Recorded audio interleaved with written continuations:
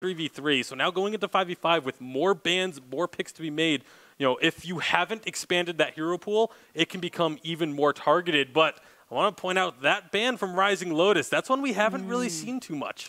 Yeah, definitely interesting stuff. I would have to imagine that that is a targeted ban, probably a comfort pick for Salty Potatoes that Rising Lotus is very aware of, and one of them probably plays it extremely well. The Tony ban, I believe, is the first Tony ban we've had thus far. We've had Tony in both of the first 2 games. He has seemed really strong, unfortunately not coming out on top, but definitely very strong. And Salty Potatoes going to grab the Lyra, which has been banned in every match thus far. The Kroll is also available right now if Rising Lotus decided to go for that. So, picks that we weren't necessarily expecting to make it through are going to be making it through into this game. Obviously, the next wave of bans will take away a few more, but they want to prioritize the Celeste. I think that makes a lot of sense. The Kroll, they have 2 picks, so you get both of them. This is, again, what we just saw out of Equinox. It worked amazingly well having this duo, so now we'll see if Rising Lotus can have a similar performance. Yeah, the combination between Kroll and Celeste is absolutely insane. From Hell's Heart, followed up by a core collapse. It's a ton of crowd control on whatever target they choose. And it's so hard to get to a Celeste through a Kroll that's going to be very difficult. Wolves Esports tried to do it with the Reza in the series previously, were unsuccessful. This time, though, Salty Potatoes do have the Lyra, and she's going to be able to use that Arcane Passage, go directly on top of Celeste, allow Reza to save one of his gap-closing abilities so that if Celeste does try to reposition, he can continue to chase and hunt her down. Taking Taka out of the mix, I think, is a little bit interesting. That's typically another hero that you would probably want to try and put onto taking down a Celeste, but we'll kind of see how they shape up the rest of this draft. Yeah, the Grump Draw ban makes a lot of sense. It's another one of those heroes that can, if you're on the side of Rising Lotus, a lot of the times I would expect to see kind of more of a protect the carry composition when you have a Celeste and a Kroll. That's what we just saw out of Equinox. They had very much, it was about keeping the Celeste alive. So getting the Grump Draw out of the equation, that's one of those heroes that can dive onto the backline and target your carry regardless of what you have done for yourselves. So I like that ban decision. There's a Baptiste, another hero that can do a lot of work protecting your carry. Absolutely. I said at the start of the day, Weapon Baptiste, we've seen played twice now. Yep. I would not be at all surprised to see it played again. This time, however, more likely than not, it is going to be played in the lane. And Salty Potatoes picking up the Kestrel, which is definitely another one of the powerhouse laners. Yeah, and that's one of the kind of things that's really interesting about 5v5 is there's a lot of heroes that you think about and go, oh yeah, they're really good for 5v5. Oh yeah, they're really good for, and so there's so many strong picks that it really doesn't matter what gets banned away. You should still be able to draft yourself a strong composition. A lot of it then just becomes about the synergy around your team. How well do the heroes you selected work together? Are you going for a poke comp? Are you going for a burst comp? Are you looking to protect your carry? Are you looking for a hard engage composition? You have to try and build the a composition that's defined around a win condition. Whereas if you just go for individual heroes that are all strong individually, but you don't have a clear set win condition on your team, that's where you're still going to struggle regardless of who you got. Absolutely. Whoever's in charge of draft needs to come in with a clear, concise, and focused game plan. And then it's all going to come down to execution. Are they consistently on the same page? Does everyone know how the game needs to be played in order to find and meet those win conditions? It's kind of a toss-up and kind of hard to say. Salty Potatoes, a little bit different than the previous game. Rather than trying to focus a composition that's dive heavy on to the Celeste, it seems like they're trying to counter them with a little bit of range themselves. They have the Samuel, they have the Kestrel. If they go the CP Kestrel route, that's even more range on top of it, even more range than what Celeste has. So that could be a different way that they're trying to execute this composition.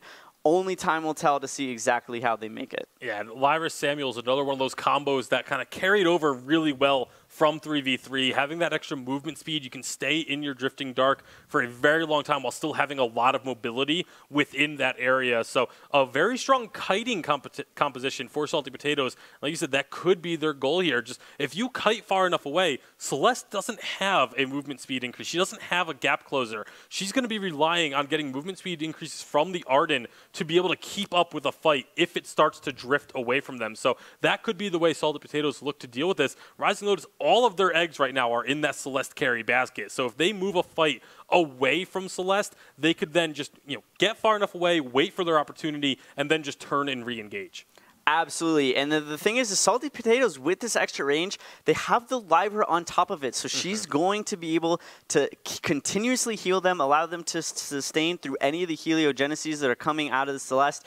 And whenever she sees Coral try and go in, she just drops the Bright Bulwark, prevents him from using his A, getting that barrier. And that could potentially be a huge problem for the side of Rising Lotus. And there's going to be an Alpha as the final pick. Doesn't really fit with the kite away composition style, but it does give them a little bit of that early game strength, a little bit of that lane matchup. Because if you fall too far behind in the early game, it doesn't matter how well your team composition can fight. You're just going to be kiting all the way back to your fountain and then losing the game. So you have to have a little bit of that early game pressure. And again, we're going to be seeing the Catherine Arden combo come out, and Rising Lotus. Again, the one concern I have for this composition is a very strong composition, but it is all about the Celeste. And if Celeste doesn't get a big lead, they don't stand a chance. Exactly. And similar to last game as well, it's not just the Catherine and the Arden. They still have the Baptiste with that as well. We saw a couple times in the last game lining up the Blast Tremor Fear combination. That's something that the side of Salty Potatoes is really going to have to watch out for. And if their Crucibles are not on point, if they're not blocking the Blast Tremors, they are going to lose these team fights. Now that we have our selections, what's jumping out at you?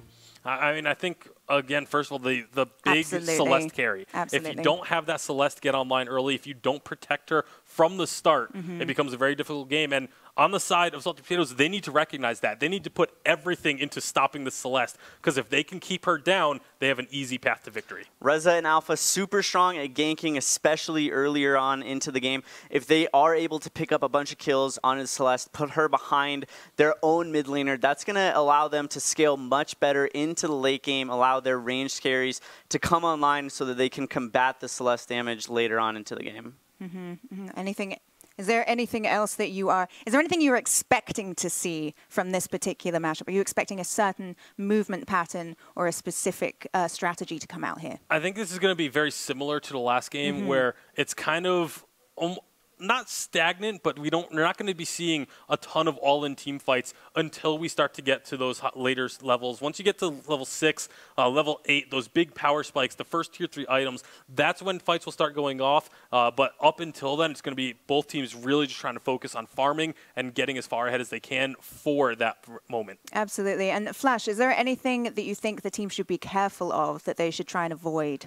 I fully expect the side of Rising Lotus to invade early and often. They have a great level 1 team fighting composition in the Arden, the Baptiste, the Catherine. It's a lot of crowd control very early on, that if Salty Potatoes aren't very careful and very aware of their positioning at all times, they can get caught out very easily. Yeah, and how are you feeling about the way the 5v5s have been going in comparison to the 3v3s? Just very quickly. I think they've been going really well. Similar game time to 3 versus 3, which is something that I personally enjoy as a player very much. People had concerns it was going to go much longer, but people are able to figure it out and execute exactly how they need to. Yeah, let's see if they can execute that plan right now. We are tossing over to the game. Let's see if they can get that done.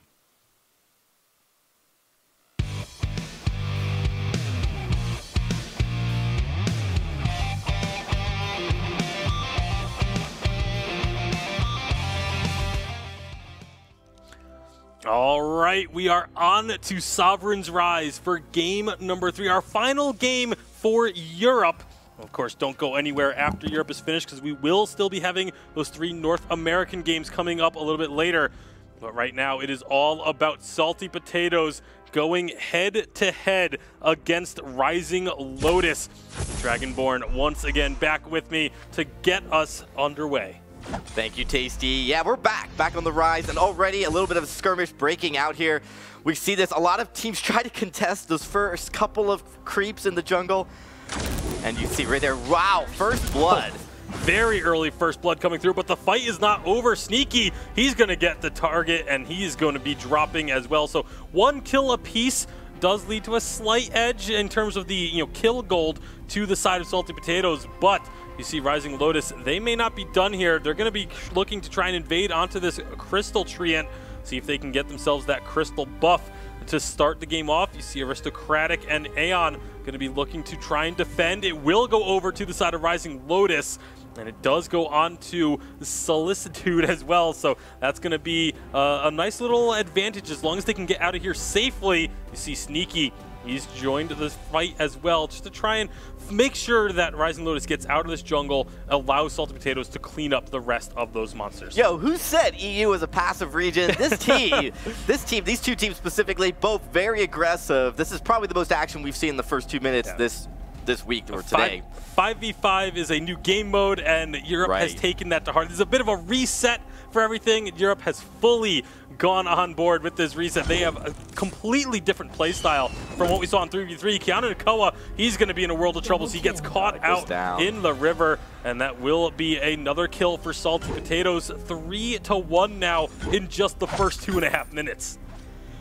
It's a lot of kills, a lot of action. I think they're going to start to slow down here a little bit. We see the Kestrel down here at the bot, just looking at the farm. Up here, some recalls back as everyone starts to buy their first couple of items.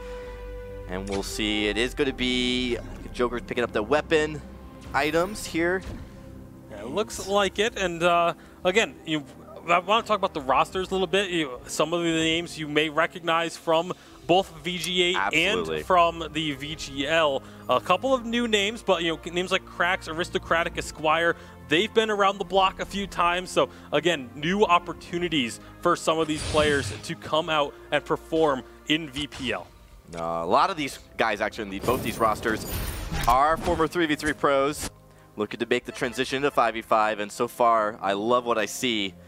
The Vision game, we haven't talked a lot about it, Tasty. It is absolutely imperative.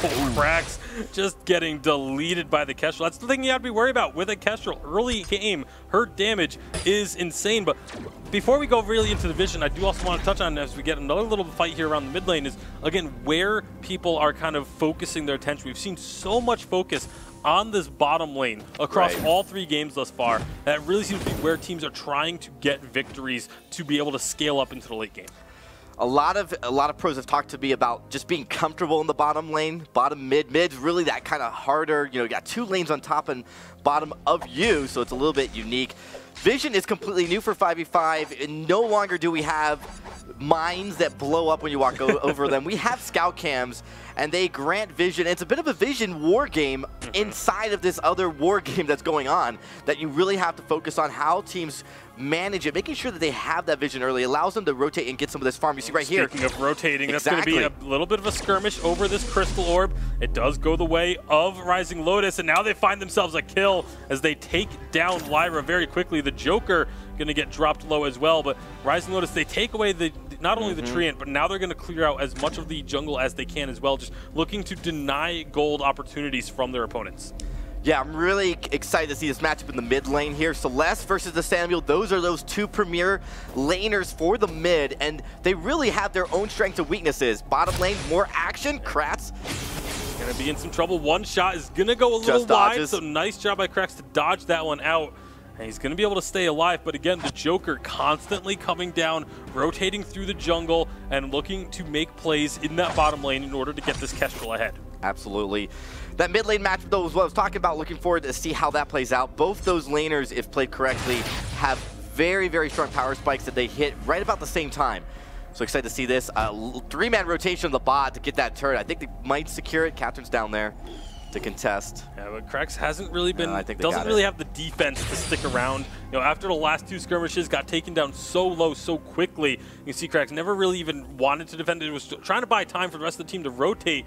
But great job by Salty Potatoes spotting that rotation starting and immediately moving to counter it and answer and prevent anything from happening. And now it's a lot of damage getting done. The Mad Vagabond going to go a little low. Solicitude throws out the Solar Storm. Doesn't find any damage. A 1-shot will tag Solicitude. Drop him down low. Cracks has rotated up, but now the top lane has rotated down to the mid as well. Keanu Nakoa going to try and get himself to the safety of this turret, but he can't quite get there in time. Yeah, and he got spotted out early there, Tasty. Before he could get into the bush, he couldn't get the engage on. Cruel does not like running from a fight, that's for sure. Yeah, not at all. He wants to start from that brush, get that hero perk, but nice damage going down into Esquire and Aristocratic, but they're looking to get damage onto this turret. Aeon taking up a couple turret shots. They will have to back away as they lose their minions there. But now, again, Salty Potatoes, they're going to look to try and take away this Crystal Treant. They've had theirs stolen away multiple times, but it's going to be a skirmish for it. It does end up going over to the side of Rising Lotus. So Lotus has done a really good job of keeping those buffs on their side. Yeah, and that's what we've seen. All of the early game aggression was around those buffs, trying to make sure that you could secure those quickly. A lot of attention to that. Kiana going to be able to get that weapon buff.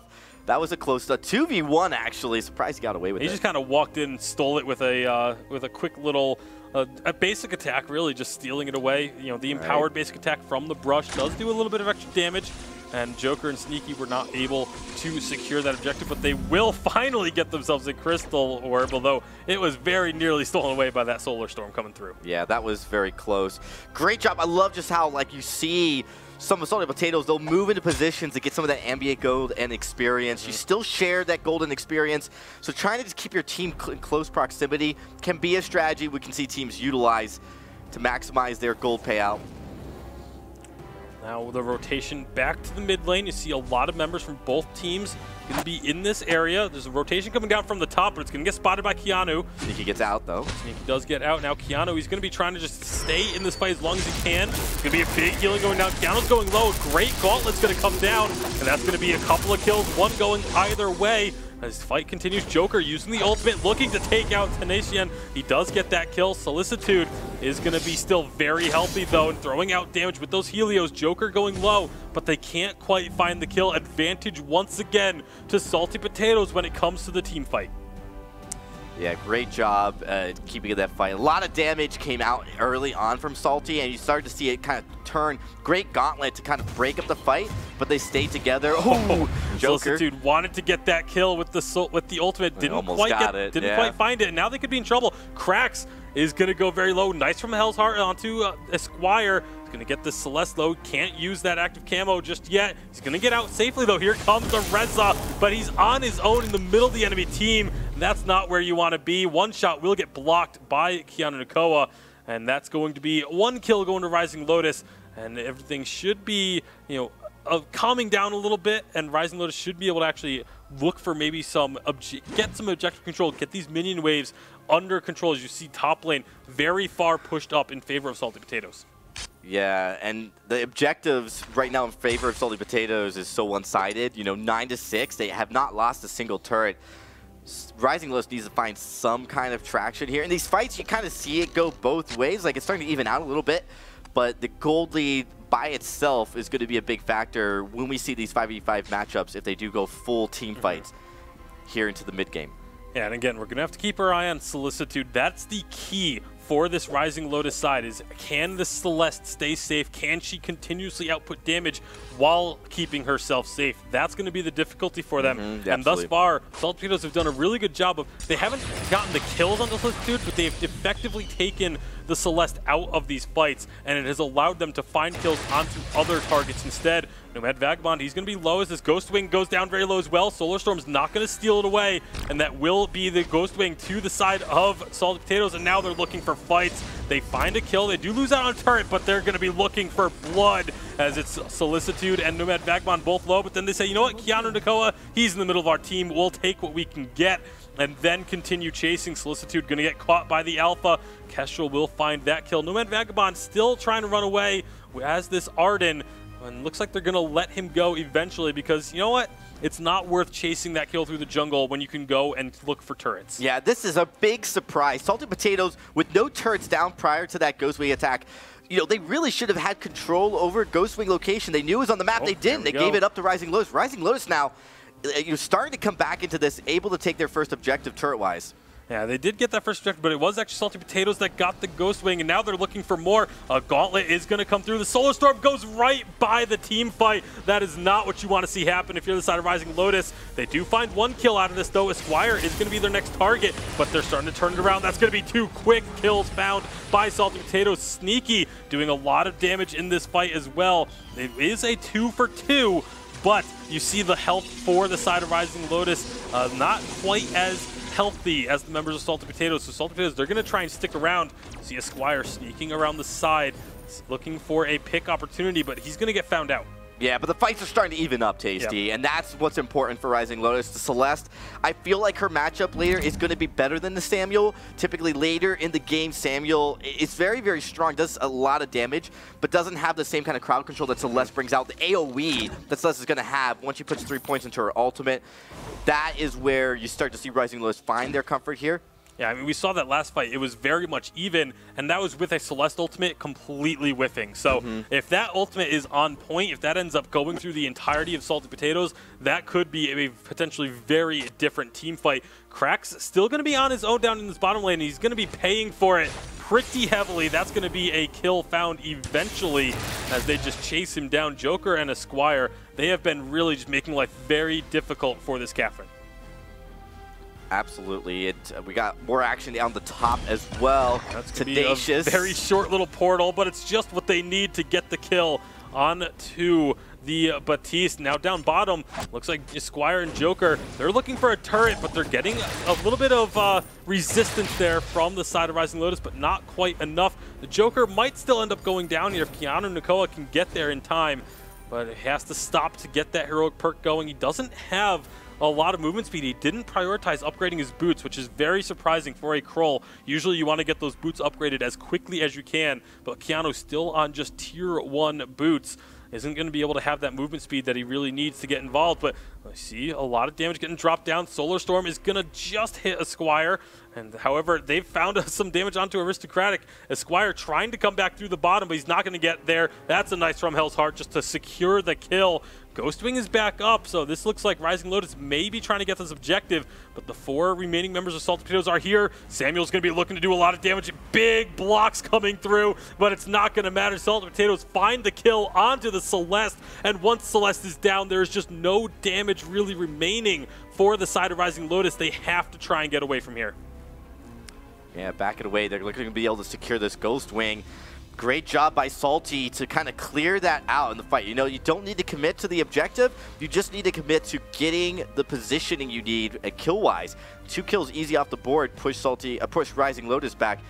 Rising Lotus looked like they started to gain some leverage here, Tasty, but very quickly, Salty Potatoes have done a good job at just starting to reposition here in the jungle, making sure they don't give up that. And now they've got a nice mid-wave push looking to go through. This is an easy turret. Yeah, absolutely easy turret, but now Aristocratic, he's going to be a target here. The rest of Rising Lotus is back up, but again, the priority for Salty Potatoes is that Celeste. If they can take Celeste out of the fight, they win the team fight. There is no ifs, ands, or buts about it. That's what we saw around that Ghostwing. At the moment Celeste went down, Rising Lotus knew that they could not continue to try and fight that. They had to back away. So that's going to need to be the focus for both Salty Potatoes and for Rising Lotus, is focusing that Celeste. Right. They are making a very strong push. They saw an opportunity here with Rising Lotus going to the bot lane, all 5 members shoving this mid wave very, very hard. They're going to get into this armory turret and take that down, but now here comes Salty Potatoes. Can they get out is the question. A nice gauntlet is going to keep them at bay. But the fight is continuing. A big Oblivion is going to go through.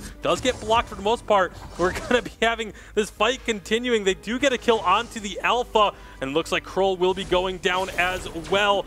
Lots of low health bars for the side of Rising Lotus. And Krax is just going to get out. Solicitude still very healthy. Did recall back because there was a push in the bottom lane being done by Salty Potatoes while all that was going on. Yeah, that was a huge, huge fight for Salty to stop that engage, stop that push, and kick those 2 kills. Oh, they get a third. So this is not looking good for Rising Lotus because now they have an open lane on the bot. They're right into their crystal with no armory, and it looks like they are clear to take this Black Claw that we saw landing. This could be a very risky take, though, because there is only 2 members currently working on it. They could potentially have a third here, but they're not going to take this super, super quickly. You see the respawn starting to come through. Members of Rising Lotus, they're approaching the Black Claw. It's only at about half health. There will be a steal attempt. Solar Storm goes on through a little bit early because they didn't have the vision, and it will be Black Claw unleashed by Salty Potatoes. If they can find another fight, this game will be over, Dragonborn. And Rising Lotus, they are on the back foot now without those big ultimates available. You see Gauntlet down, Blast Tremor down, the The Solar Storm will be back up in just a few seconds, but without those other 2 big ultimates, this could be troubling. So close. They burned so many Oh, ultimates. look at what Salty Potatoes are doing. They're letting the Black Claw push on its own. They say, you know what? You have to answer either Black Claw or us. We're going to either take your Vein Crystal or you're going to lose some turrets. This is really smart play from Salty Potatoes, splitting their opponents, making them have to make a decision. And here we go. They're now rotating over to join Black Claw, take down those turrets. This could be a game-ending fight if Salty Potatoes win this one. It's very split up, very hectic, very chaotic. You see Aristocratic using the portals to come out. Keanu Nakoa is completely split from the rest of his team, but he's taken Aeon out of the fight. Meanwhile, in the base, Black Claw has gotten through that first armory turret. It is on to now the Vein Crystal. Actually should be on the armory, and he's a little bit of a visual issue there with the Black Claw, but he's working on the armory. There is going to be this fight continuing on the bottom. It is all over the place, Dragonborn. They get the armory down. Black Claw will now be the target for Rising Lotus. They have defended this push for now, but their base is ruined. Oh my goodness. I mean, when you have that open lane, you could do that. You could split push with the Black Claw, and that's exactly what Salty Potatoes did there. Rising Lotus had no recourse. If anything, I think they got out of this in the best circumstance they could. They weren't able to secure kills because Salty Potatoes did a great job of just dispersing once that Black Claw had pushed into that armory, and they were able just to kind of keep all members of Rising Lotus kind of running all over the place, trying to chase down kills. Really just bought them time. Yeah, I mean, you say that they came out of this in one of the best case scenarios.